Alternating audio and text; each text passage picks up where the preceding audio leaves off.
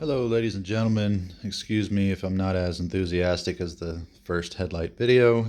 My daughter just informed me I've been at this for 2 hours.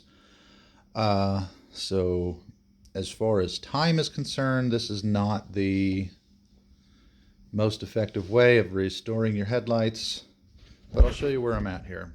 I took that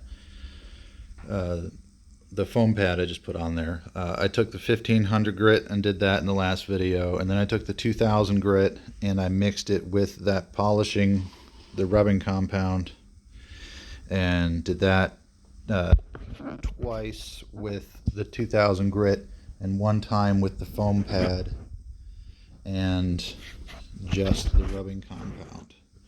This is where we're at, looking much better.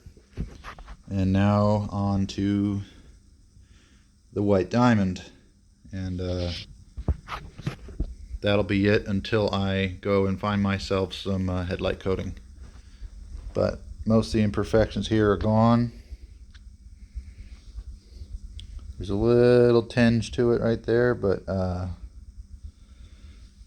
that should clean up with that last aluminum polish, the white diamond there. So let me let you go here and we'll see how it comes out.